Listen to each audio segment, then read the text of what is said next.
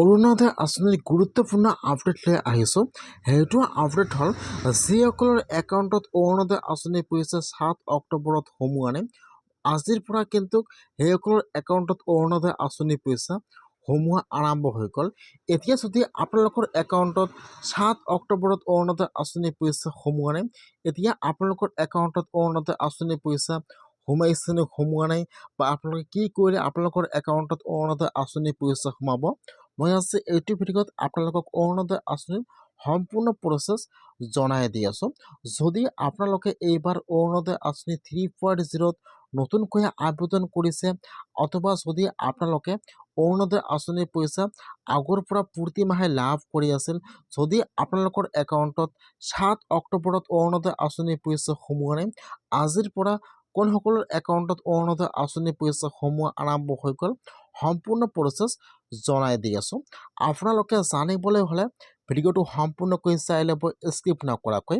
আৰু যদি আপোনালোকে মোৰ চেনেলত নিউ হয়, মোৰ চেনেলটো ছাবস্ক্ৰাইব কৰি ৰাখি দিব।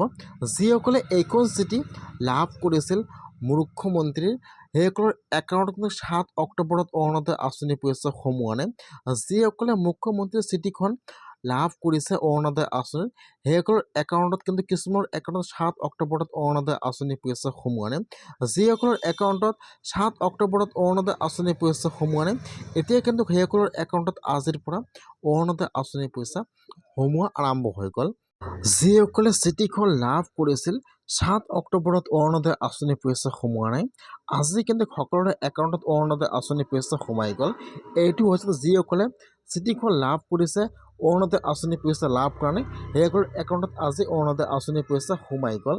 এতিয়া যিসকলে চিঠিখন লাভ কৰা নাই, এইবাৰ অৰুণোদয় আঁচনি 3.0ত নতুনকৈ আবেদন কৰিছিল, অথবা যিসকলে আগৰ পৰা প্ৰতি মাহে অৰুণোদয় আঁচনি পইচা লাভ কৰি আছিল, কিন্তু 7 অক্টোবৰত অৰুণোদয় আঁচনি পইচা সোমোৱা নাই, যিসকলৰ একাউণ্টত অৰুণোদয় আঁচনি পইচা 7 অক্টোবৰত সোমোৱা নাই, বৰ্তমান কিন্তু সকলোৱে পঞ্চায়তে অৰুণোদয় আঁচনিৰ ডকুমেণ্ট জমা লৈ আছে, অথবা EKYC সম্পূৰ্ণ কৰি আছে।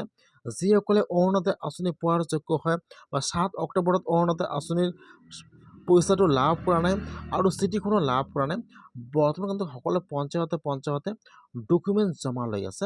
যিসকলে ডকুমেণ্ট জমা কৰিলে আৰু সম্পূৰ্ণ ভেৰিফাই হৈ গ'ল, সেইসকলৰ একাউণ্টত কিন্তু আজিৰ পৰা অৰুণোদয় আঁচনিৰ পইচা সোমোৱা আৰম্ভ হৈ গ'ল 1250 টকা। আপোনালোকে যদি এইবাৰ অৰুণোদয় আঁচনি 3.0ত নতুনকৈ আবেদন কৰিছে, অথবা যিসকলে আগৰ পৰা প্ৰতি মাহে অৰুণোদয় আঁচনি পইচা লাভ কৰি আছিল, যিসকলৰ একাউণ্টত 7 অক্টোবৰত অৰুণোদয় আঁচনি পইচা সোমোৱা নাই, এতিয়া কিন্তু সেইসকলে অৰুণোদয় আঁচনি পইচা লাভ কৰিব। যদি আপোনালোকৰ একাউণ্টত 7 অক্টোবৰত অৰুণোদয় আঁচনি পইচা সোমোৱা নাই, তেনেহ'লে কিন্তু আপোনালোকে আপোনাৰ পঞ্চায়তত সকলো ডকুমেণ্ট জমা কৰিব লাগিব। যেতিয়া আপোনালোকে আপোনাৰ পঞ্চায়তত সকলো ডকুমেণ্ট জমা কৰিব, তাৰপিছত আপোনাৰ পঞ্চায়তৰ পৰা আপোনাৰ ডকুমেণ্টবোৰ সম্পূৰ্ণ ভেৰিফাই কৰি দিব, তাৰপিছত আপোনালোকে অৰুণোদয় আঁচনি পইচা লাভ কৰিব। সেইকাৰণে আপোনালোকৰ একাউণ্টত যদি 7 অক্টোবৰত অৰুণোদয় আঁচনি পইচা সোমোৱা নাই, তেনেহ'লে আপোনালোকে অতি সোনকালে আপোনাৰ পঞ্চায়তত আপোনাৰ সকলো ডকুমেণ্ট জমা কৰক, নহ'লে কিন্তু আপোনালোকে অৰুণোদয় আঁচনি পইচা লাভ নকৰিব। ইতিমধ্যে EKYC আৰম্ভ হৈ গৈছে সকলো পঞ্চায়তে।